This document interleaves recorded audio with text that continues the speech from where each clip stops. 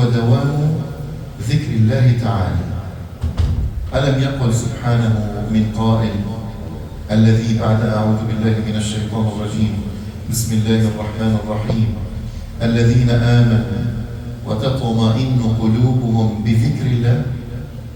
ألا بذكر الله تطمئن القلوب. يعني هذه الآية القرآنية لوحدها كفيلة أن تعالجك إذا قرأتها. بشو يطمئن قلبك؟ بشو يطمئن؟ بذكر رب العالمين. وقت اللي أنت بتكون عندك هيك مشكلة وعندك هم وعندك أمر، اهرب إلى المولى. قال سبحانه وتعالى ففروا إلى الله. اركض اهرب إلى بيت الله، اسجد بين يدي الله، ادعو المولى، قل له يا رب أشكو إليك همي، أشكو إليك غمي، أشكو إليك ما أصابني. وهو سبحانه وتعالى سيكشف عنك ما أصابك لأنه يعلم بحالك ولأنك صدقت بالدعاء.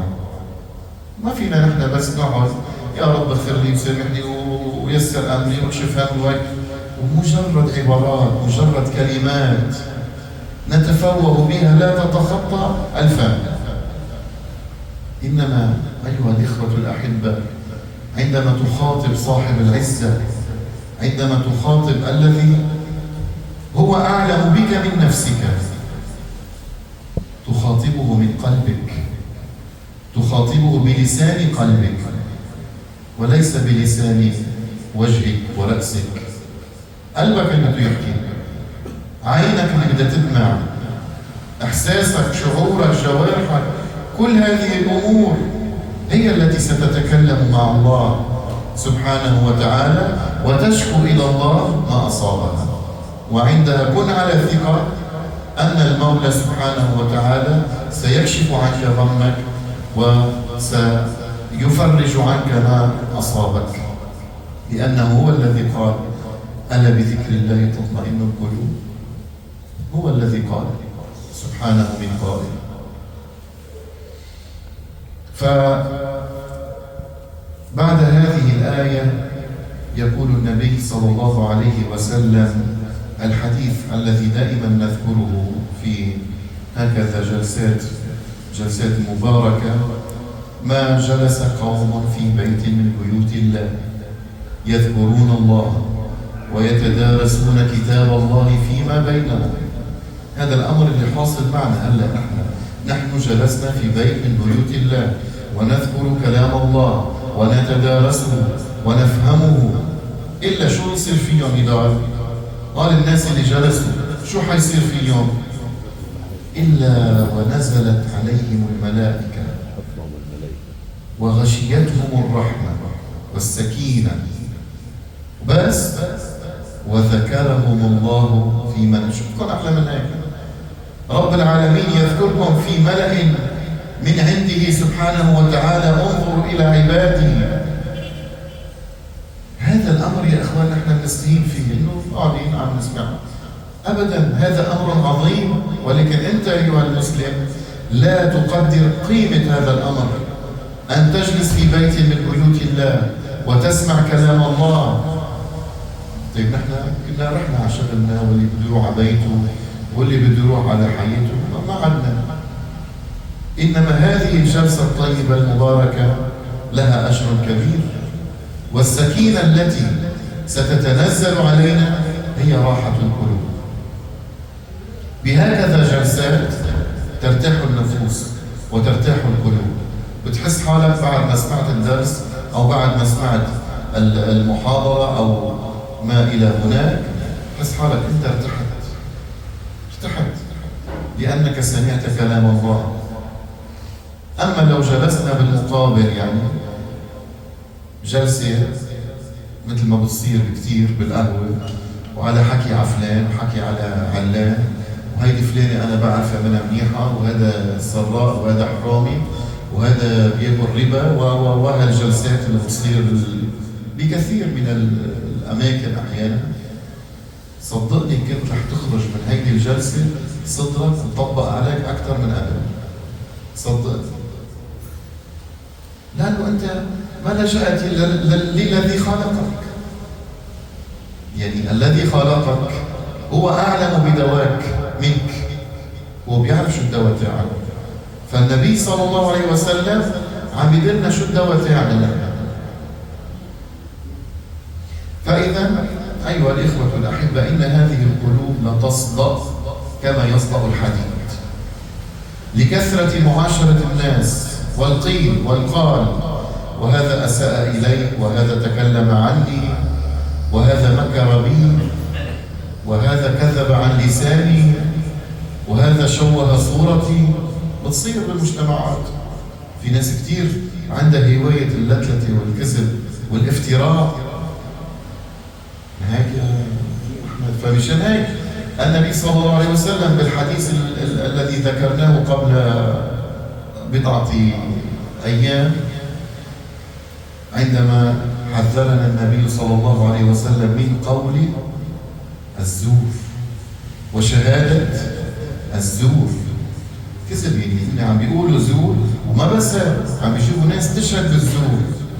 قال ألا وقول الزور، ألا وشهادة الزور، كررها ثلاثا لأهميتها. النبي صلى الله عليه وسلم ما كان يكرر شيء هيك إلا لأنه خطر ومهم لحتى الإنسان. يعني أنت إذا عندك ابن بدك تحذره، يا ابني هالمنطقة لا تروح علي، فهمت؟ هالمنطقة لا تروح علي، بتكرر لحتى يعرف إنه هذا في شيء مهم هون، لتشد انتباهه لك. فهذا الأمر، القلوب تصدأ، وصدأ هذه القلوب ماذا يغيره؟ إنه تجليها. كيف بتجلي هالقلوب؟ كيف بتنجلى القلوب؟ تجلى القلوب بذكر الله. ذكر الله يجلي القلوب. يعني سبحان الله، علمنا النبي صلى الله عليه وسلم عن كثير من الأمور ولكننا نغفل عنها. ثانيا، الإحسان إلى الخلق. أنا ما حطول أقول، وعدتك ما حطول. الإحسان إلى الخلق هذه كمان أمر بيشرح لك صدرك. أنت عم تحسن لخلق رب العالمين، اللي عم بتساعد المحتاج، عم تعطي حدا حق دواء، لقيت حدا معسر عنده أمر بدراسة بشيء معين ساعدته، لقيت مسجون بحاجة لفك المال عنده مثلا بمبلغ بسيط رح تدفعته وطلع. قضاء حوائج الناس أيضا هي تشفي الصدور. ليش؟ لأن أنت بترتاح. أنا ساعدت إنسان، معك يا محمد؟ وقت بتساعد مسجد، بتساعد شيء، ترتاح. أما وقت اللي بتكون أنت إنسان ما إلك إلا نفسك وما إلي علاقة، ويصطفلوا وشو بعمل له إذا هذا مريض يروح يدبر راسه، وهذا ما بتكون أنت عم بتجيب المرض لنفسك وعم بتجيب الملامة، لأنه نفسك رح تقول لك لا ما ساعد وأنت قادر تساعد. شو السبب؟ مساعدتك للناس أيضا تشفي القلوب. الإحسان إلى الخلق فإن للعطاء لذة. فعلا يا أخوان، والله في أحد الأيام طلبت من أحد الناس، يعني كان في إنسان صراحة مريض وبالمستشفى وحالته صعبة، فرحت عند أحد الناس وقلت له صراحة هذا الإنسان أنا وسيط، هذا الإنسان مريض، إذا فيك تروح تساعده بهالمستشفى روح ادفع على المستشفى، لا تدفع، لأنه نحن للأسف الشديد عدمت الثقة، ما في ثقة خلاص للأسف، فما في مشكلة، روح ادفع للمستشفى أنت، شو ما رب العالمين بيسر لك. الآن صراحة عم أقول له وأنا متردد، لأن طلب من الناس صعب يا أخوان، والله الطلب من الناس كثير صعب. تفاجأت فيه عم يقول لي أنا بتشكرك، وأنا بني عارف كيف بدي أتشكرك إنه أنت دلتني على الطريق. شو رأيكم؟ واحد غيره كان لك روح يا أخي دبر، شو بعرف ما في إلا أنا، روح شوف غيري. أما هو لأنه عارف إنه شفاء قلبه وراحته يلي هي الأجر الكبير رح تكون بإنه يساعد هذا الإنسان، تشكرني لأنه رح يروح يدفع. هذه الأمور يجب أن نتعود ونعود أنفسنا عليها. يا أخوان، الإنسان بطبيعة الحال ما بيحب يدفع، هيدي لازم نكون على يقين فيها، صح يا حكيم؟ الإنسان بطبيعة الحال ما بيحب يدفع، هي طبيعته. طيب كيف بدك تكسر له هيدي الطبيعة؟ بدك تعوده دفع، بجامع، بصدقة، بشيء. عود نفسك. وقت اللي بتتعود على الصدقات انت عم بتعود نفسك على شيء بتكره وما بتحبه. ان النفس أمارة، مش بتحكيك ولا بتستشعرك، لا تدفع، بتأمرك. وما بس هيك، بتحور لك الأمور. انت إذا دفعت حتصير فقير، انت إذا دفعت مين حيرد لك المصاري؟ بتحور لك كل الأمور لأنه هي تكره هذا الأمر. إن النفس لأمارة بالسوء. انت كسرت اللي لا بدي ادفع. مثل ما الشيطان يأتي، لن أطيل خلصت حخلص. مثل ما الشيطان يأتيك بعد ما تكون انت أذنبت. كل إنسان يخطئ، مين فينا ما بيخطئ؟ ما في حدا بالكرة الأرضية كلها ما بيخطئ. كل ابن آدم، قال النبي صلى الله عليه وسلم، كل ابن آدم خطاء. اوعى حدا يقول لي أنا ما بغلط. طيب بيجيك إبليس عليه من الله ما يستحق، بيقول لك أنت امبارح تبت واليوم غلطت وبكره رح ترجع تغلط، بدك ترجع تتوب وتغلط وتتوب. شو لا التوبة هيك خلص، انتظر بكره برمضان بتتوب، جاي رمضان بعد شهر بتتوب توبة منيحة. تقول انت شو بتعمل؟ ايه والله صحيح انا جاي رمضان هلا بغلط لي شوي لرمضان، هل بحكي انا شايف شو بتعني؟ لرمضان بغلط لي شوي بعدين برجع بتوب. بيقوم شو بيعمل؟ بيجي رمضان فعلا بتوب. لأن الناس كلها يتتيبة، والناس كلها ما شاء الله أطلقت لحاها، والناس كلها أصبحت تعتكف بالمساجد ومن المصلين ويتهافتون يعني على الصف الأول. أنا أدعو رب العالمين كل يوم شوف هالمشهد، مش بس برمضان. رب العباد موجود بكل السنة، ما هو موجود بس برمضان، ولكن نسأل الله الثبات. يأتيك الشيطان ما بيقول لك كفور فورا، بيجيك بيزين لك انت غلطت وتبت وغلطت وتبت وغلطت. شو هالتوبة؟ ما حيتوب عليك ربنا خلاص. يدخل اليأس إلى قلبك مشان ما ترجع تتوب. هو هدفه، هو ما حيقول لك كفور دغري، ولا حيقول لك ترك الصلاة دغري. ببلش معك خطوة خطوة. وقت اللي انت بتحارب نفسك وبتقول لك بدي ادفع، نفس الشيء بتحارب نفسك وبتقول لنفسك هيدي الآية اللي لازم كلكم تحفظوها: إن الله يغفر الذنوب جميعا. هالآية الكل لازم يحفظها، ما لازم حدا ما يحفظ هيدي الآية، لأنه هيدي الآية الوحيدة بتحارب النفس محاربة مباشرة لها.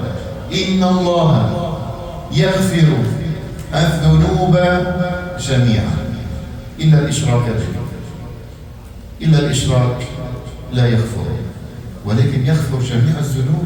هو بده يأسك، هو هدفه انه يأسك، يبعدك عن التوبة، يبعدك عن المسجد. انت جيت صليت، لا بدك تصلي السنة، خلص صلي الفرض. انه خلص ما بصير الا سنة وفرض ووتر، خلص صليت الفرض. انت عملت شيء منيح هلا، صليت الفرض بالجامع، بيعطيك الغرور بتقوم تترك السنة. انت لا بدك تصلي فرض بالجامع، صلي ببيتك، الدنيا شتي وبرد، شو بده ياخذك هذا على الجامع؟ تترك الفرض بالمسجد وتصلي بالبيت. انت لا بدك تصلي الفرض هلا، لاحق تصلي، اخره شوي نص ساعة، بتضلك تأخر انعست بتنام بيروح الفرض عليك يا مسكين. شفتوا كيف بيجي؟ بهالطريقة بهالاسلوب، احفظوه. بيجيك باسلوب مش فورا مباشرة، اسلوب خبيث مشان يأسك يرجعك. هو ما مبسوط فيك انت بالجامع، هو ما مبسوط فيك عم تصلي جماعة، منه مبسوط فيك عم تتصدق، منه مبسوط فيك عم بتحارب نفسك وتقول بدي ضلني توب. قد ما اغلط رح ضل توب، لانه ربنا حيرجع يغفر لي. هو غفور، هو قال بكتابه الكريم: فقلت استغفروا ربكم انه شو كان؟ ليش ما قال غفور؟ ليش قال إنه كان غفارا؟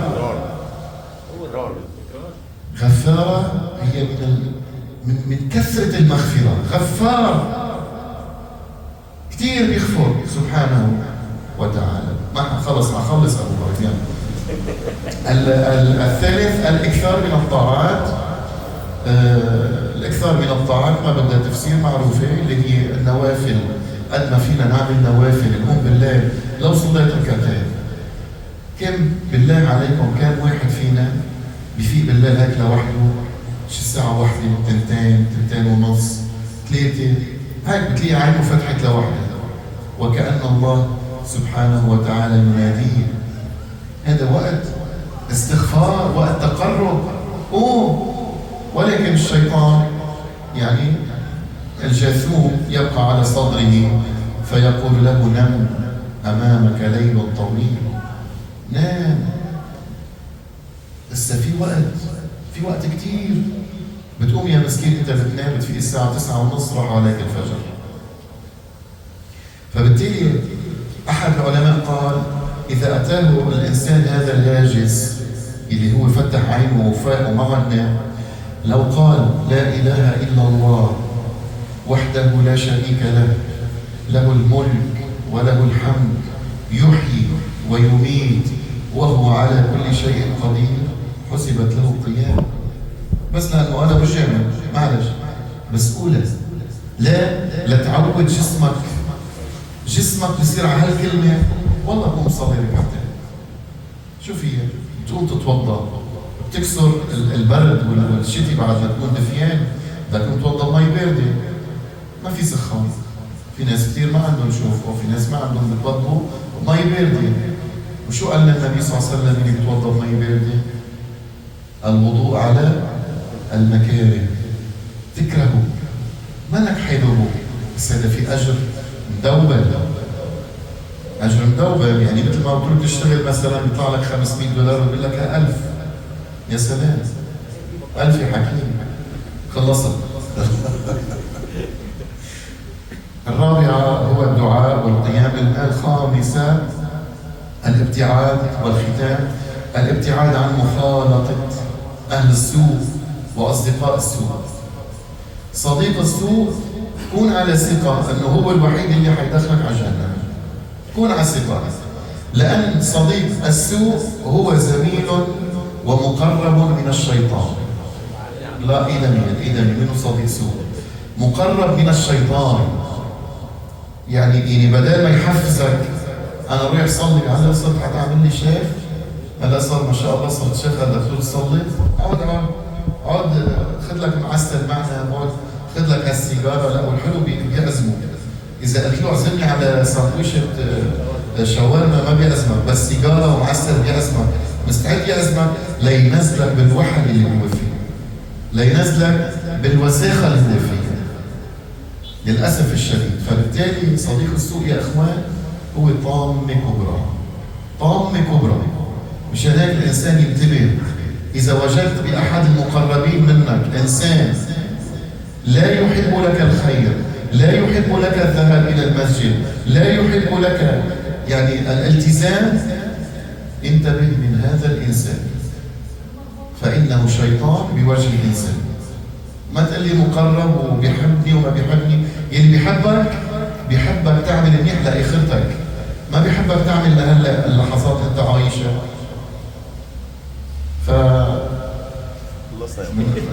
في شيء سهل خلاص. اخر شيء خلصت انا، لانه اخذت عهد انه ان شاء الله كل ليله خميس ليله جمعه نذكر بحديث من احاديث النبي صلى الله عليه وسلم التي خص بها هذه الليله. عن ابي الدرداء رضي الله عنه قال رسول الله صلى الله عليه وسلم: أكثروا من الصلاة علي يوم الجمعة فإنه يوم مشهود تشهده الملائكة، وإن أحدا لن يصلي علي إلا عرضت علي صلاته حتى يفرغ منها. اللهم صل وسلم وبارك على سيدنا وحبيبنا محمد حتى يفرغ منها. قال، يعني مين اللي قال؟ أبو الدرداء قال: قلت وبعد الموت يعني بعد ما تموت أنت يا رسول الله صلى الله عليه وسلم. قال وبعد الموت إن الله انتبهوا إن الله حرم على الأرض أن تأكل أجساد الأنبياء، فنبي الله حي يرزق في مقامه. هذا حديث أخرجه ابن ماجه في السنن. اللهم يا أرحم الراحمين، اللهم يا رب العالمين، اللهم صل على سيدنا محمد صلاة ترضيك وصلاة ترضيه وصلاة ترضى بها عنا. اللهم صل عليه يا رب العالمين صلاة تضيء بها قلوبنا وقبورنا. اللهم يا أرحم الراحمين تقبل منا واقبلنا وسامحنا على تقصيرنا. اللهم اغفر لنا، اللهم اجعلنا من عبادك المتقين، اللهم اجعلنا من عبادك الأنقياء الأتقياء يا رب العالمين. وصل اللهم على سيدنا محمد وعلى آله وصحبه أجمعين، وآخر دعوانا أن الحمد لله رب العالمين.